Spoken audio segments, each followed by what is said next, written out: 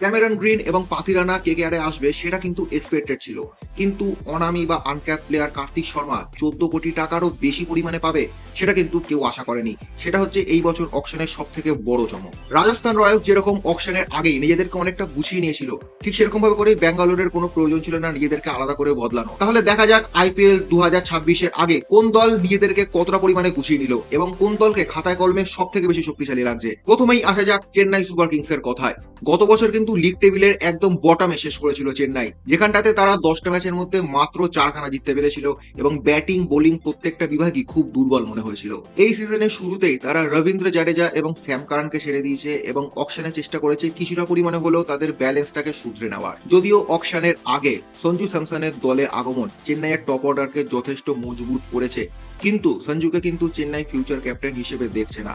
সেখানটাতে এই মুহূর্তে রয়েছে ঋতুরাজ গায়কোয়াড় এবং ঋতুরাজের সঙ্গে খুব সম্ভবত আয়ুষ মাত্রেকেই আমরা টপ 2-তে ওপেন করতে দেখব। এই সিজনের আকর্ষণ বলতে চেন্নাই সুপার কিংস অনামি খেলোয়াড় কার্তিক শর্মাকে 14 কোটিরও বেশি টাকায় কিনেছে এবং হয়তো আইপিএল এর প্রথম ম্যাচেই আমরা কার্তিক শর্মাকে ডেবিউ করতে দেখব। চেন্নাই চেষ্টা করেছে গত সিজনের তুলনায় এই সিজনে তাদের বোলিং বিভাগকে বেশ কিছুটা শক্তিশালী করতে এবং হয়তো এই সিজনে আগের সিজনের তুলনায় আমরা একটা স্টেবল প্লেইং 11 খেলতে দেখব, যেটা গত সিজনে বারবার মিসিং ছিল।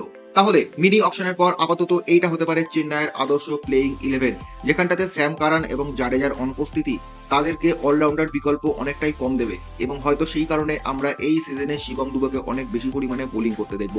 পেস বিভাগের তুলনায় স্পিন বিভাগ বেশ কিছুটা শক্তিশালী, যদিও নাথান এলিস অভিজ্ঞ অস্ট্রেলিয়ান বোলার এবং ডেথ ওভার স্পেশালিস্ট, তবুও অনসুল কম্পোজ, মুকেশ চৌধুরী, সরফরাজ খান বা প্রশান্ত বীরের মতো খেলোয়াড়দেরকে আমরা ইম্প্যাক্ট প্লেয়ার হিসেবে দেখতে পারি। এবং আমি যে প্লেইং 11টি আপনাদের দেখালাম সেখানটাতে কিন্তু অতি অবশ্যই ইম্প্যাক্ট প্লেয়ার হিসেবে আরো একটা পেস বোলার দরকার চেন্নাইয়ের। এই বছর চেন্নাই আকিল হোসেনকে নিয়েছে এবং তার সঙ্গে নূরের যে স্পিন জুটি সেটা কিন্তু চেন্নাইয়ের পিছে যথেষ্ট পরিমাণে দক্ষ হবে। এই বছর চেন্নাই কম বয়সী খেলোয়াড়দের পিছনে অনেকটা বেশি সময় ইনভেস্ট করেছে এবং হয়তো আমরা কম বয়সী একটা প্লেইং 11কে চেন্নাইয়ের মাঠে খেলতে দেখবো রেগুলার। এরপর আসা যাক দিল্লি ক্যাপিটালসের দিকে, যারা এই সিজনের মিনি অকশনে খুব স্মার্টলি এবং ইন্টেলিজেন্টলি কিন্তু বাই করেছে বেশ কিছু প্লেয়ারদের। এই সিজনে দিল্লির সব থেকে আন্ডাররেটেড বাই হলো প্রথম নিসাঙ্কাকে কেনা। নিসাঙ্কা কিন্তু এই মুহূর্তে আইসিসি টি20 র্যাঙ্কিং এ একদম উপরের দিকে রয়েছে। তার সঙ্গে কেএল রাহুলের ওপেনিং জুটি কিন্তু যথেষ্ট পরিমাণে বিধ্বংসী হতে পারে এবং মনে রাখা দরকার দিল্লির বেঞ্চে এই মুহূর্তে থাকবে ডেভিড বেলারের মতো একটা প্লেয়ারের বিকল্প। তার সঙ্গে ট্রিস্টান স্টাফসের জুটি কিন্তু ফিনিশার হিসেবে যথেষ্ট শক্তিশালী এবং আক্রমণাত্মক হবে। তো এক ঝলকে হতে পারে এটাই দিল্লির সেরা প্লেইং 11, যেখানটাতে আমরা দেখবো যে টপ 3-তে রয়েছে রাহুল, নিসাঙ্কা এবং অভিষেক পোরেল, 4 নম্বরে নীতিশ রানা।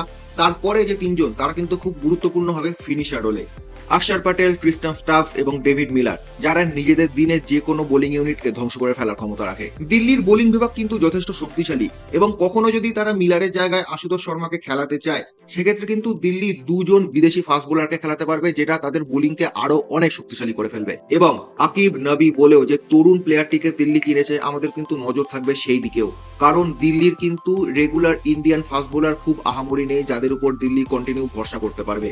তাই হয়তো নবীকে আমরা প্রথম কয়েকটা ম্যাচের মধ্যেই ডেবিউ করতে দেখতে পারবো আইপিএল এ। এরপর আসা যাক গৌতম গম্ভীরের প্রিয় ছাত্র শুভমান গিলের টিম গুজরাট টাইটান্সের দিকে। গুজরাট টাইটান্স গত বছরের তুলনায় এই বছর নিজেদেরকে আপডেট করার চেষ্টা করেছে এবং প্লেইং 11-এ তাদের হিউজ কোনো পরিবর্তন আসবে কিনা সেটাও কিন্তু একটা দেখার মতো জিনিস হবে। গুজরাট এই বছরের শুরুতেই রাদারফোর্ডকে ছেড়ে দিয়েছে এবং গত বছর বেঞ্চে বসিয়ে রাখা গ্লেন ফিলিপসকে হয়তো আমরা এই বছর টানা খেলতে দেখব। যদিও গুজরাট টাইটান্স জেসন হোল্ডারের মতো একজন অভিজ্ঞ প্লেয়ারকে কিনেছে এবং এই মুহূর্তে হোল্ডার ব্যাটে বলে দুই বিভাগে যথেষ্ট দক্ষতার পরিমাণ দিচ্ছে। তাহলে ঠিক কেমন হতে পারে গুজরাট টাইটান্সের প্লেইং 11, এক ঝলকে দেখে নেওয়া যাক। এখানে গত বছরের মতোই টপ 3 অত্যন্ত শক্তিশালী এবং হয়তো আমরা প্রতিনিয়ত ওয়াশিংটন সুন্দরকে 4 নম্বরে খেলতে দেখব। শাহরুখ খান এবং রাহুল তেওয়াটিয়া থাকার সত্ত্বেও গুজরাট টাইটান্সের গত বছর ফিনিশিং কিন্তু বেশ খারাপ হচ্ছিল এবং সেই কারণেই আমার মনে হয় এই বছর আমরা রাদারফোর্ডের জায়গায় গ্লেন ফিলিপসকে রেগুলার পরিমাণে গুজরাট টাইটান্সের হয়ে আইপিএল এ খেলতে দেখব। এবং ইন্ডিয়ান পেসারদের উপস্থিতি গুজরাটের পেস বোলিংকে যথেষ্ট শক্তিশালী করে, যেখানটাতে রশিদ খানের মতো স্পিন বোলারও রয়েছে। তাই গুজরাট কিন্তু এই বছর আরো একবার নিজেদেরকে একটা থ্রেট হিসেবে তুলে আনবে বাকি টিমেদের কাছে। এরপর আসা যাক রাজস্থান রয়্যালসের দিকে, যারা গত বছর লিগ টেবিলে 9 নম্বরে শেষ করেছিল। এই সিজনের আইপিএল শেষ হওয়া এবং মিনি অকশন শুরুর আগে রাজস্থান রয়্যালস নিজেদেরকে সব থেকে বেশি পরিমাণে গুছিয়ে নিয়েছে রবীন্দ্র জাডেজা এবং স্যাম কারানকে নিজেদের দলে এনে। বৈভব সূর্যবংশী এই মুহূর্তে যেরকম ফর্মে রয়েছে তার সাথে যশস্বী জয়সওয়ালের ওপেনিং কিন্তু হেড এবং অভিষেক শর্মার মতো বিধ্বংসী হতে পারে। এক ঝলকে এটা হবে আমার মতে রাজস্থানের সেরা প্লেইং 11। যেখানটাতে আমরা রাজস্থান রয়্যালসের ব্যাটিং এবং বোলিং দুটো বিভাগেই বেশ ব্যালেন্স দেখতে পাচ্ছি। ডোনাভান ফেরেরাকে আমি খুবই হাইলি রেকমেন্ড করি এবং আপনি যদি এই প্লেইং ইলেভেন দেখেন, আপনি দেখবেন এখানটাতে 8 নম্বর অব্দি ব্যাটিং রয়েছে এবং এই প্লেইং ইলেভেনে বোলারদের সংখ্যাও কিন্তু কম নয়।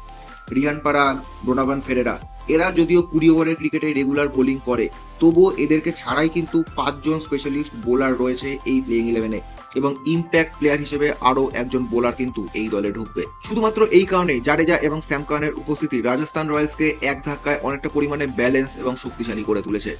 এবং এই দল নিয়ে যদি রাজস্থান রয়্যালস এই বছর ভালো পারফরমেন্স না দিতে পারে, তাহলে ব্যক্তিগতভাবে কিন্তু আমি খুবই অবাক হব। এইবার আসা যাক এই বছর মিনি অকশনের জায়ান্ট কলকাতা নাইট রাইডার্সের দিকে। এই বছর নিলাম শুরুর আগে কিন্তু সবার নজর ছিল কলকাতা এবং ক্যামেরন গ্রিনের দিকে এবং প্রত্যাশা মতোই গ্রিন কলকাতাতে গিয়েছে। কিন্তু সব থেকে গুরুত্বপূর্ণ প্রশ্ন হলো, সত্যিই কি গ্রিনকে কলকাতার দরকার ছিল? হয়তো কলকাতা সাপোর্টাররা আমার কথা শুনে আমার দিকে রে রে করে তেড়ে আসতে পারে, কিন্তু আমার মনে হয় ক্যামেরন গ্রিন কলকাতাকে সেই ভারসাম্য তৈরি করতে দেবে না যেটা রাসেল থাকলে কলকাতা আরো বেশি পরিমাণে করতে পারছিল। ক্যামেরন গ্রিন যাকে রিপ্লেস করেছে সে হলো আন্দ্রে রাসেল এবং দুজনের পারফরমেন্স বা পজিশন কিন্তু সম্পূর্ণরূপে আলাদা। গত বছর কলকাতা দলের অন্যতম দুর্বলতা ছিল দলে একাধিক টপ অর্ডার ব্যাটসম্যান এবং ক্রমাগত প্লেইং ইলেভেন নিয়ে পরীক্ষা নিরীক্ষা করা। আমার মতে ক্যামেরন গ্রিন এবং ফিন অ্যালেন যদি ওপেন করে কলকাতার হয়, সেটা কিন্তু আইপিএল এর অন্যতম বিধ্বংসী ওপেনিং জুটি হিসেবে কাজ করবে।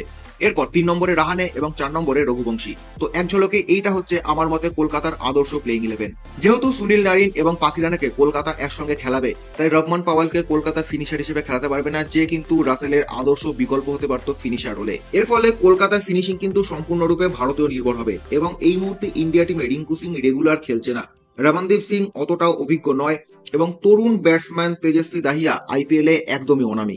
যদিও কলকাতা স্পিন বোলিং যথেষ্ট শক্তিশালী, তাই বোলিং বিভাগ এবং টপ অর্ডার যদি নিজেদের কাজ রেগুলার করতে পারে, সেক্ষেত্রে কোনো প্রপার ফিনিশারের অভাব কলকাতা বুঝতে পারবে না। এই কলকাতা দলে পাথিরানার সঙ্গে দরকার ছিল একজন আদর্শ ভারতীয় ডেথ বোলার, যেখানটাতে কিন্তু আকাশদীপ বা হর্ষিত রানা নিজেদেরকে যথেষ্ট পরিমাণে প্রমাণ করতে পারেনি এবং কলকাতার কাছে বিকল্প থাকা সত্ত্বেও কলকাতা মুস্তাফিজুর রহমানকে প্রতিনিয়ত খেলাতে পারবে না, কারণ সেক্ষেত্রে তাদের টপ অর্ডারে একজন বিদেশি ব্যাটসম্যানকে বসিয়ে দিতে হবে। যদি কলকাতা টপ অর্ডারে দেশীয় ব্যাটসম্যান খেলাতে যায়, কলকাতার কাছে রাহুল ত্রিপাঠী বা মনীষ পান্ডের অপশন থাকলেও তাদেরকে খেলানোর রিস্ক কলকাতা নেবে কিনা, সেটাও কিন্তু একটা দেখার মতো ব্যাপার হবে। তাহলে আজকের ভিডিওটি এ পর্যন্তই। পরের ভিডিওতে কিন্তু আমরা আলোচনা করব মুম্বাই এবং আরসিবি সহ আরো 3টে টিমের কথা। তো দেখা হচ্ছে পরের ভিডিওতে। ধন্যবাদ।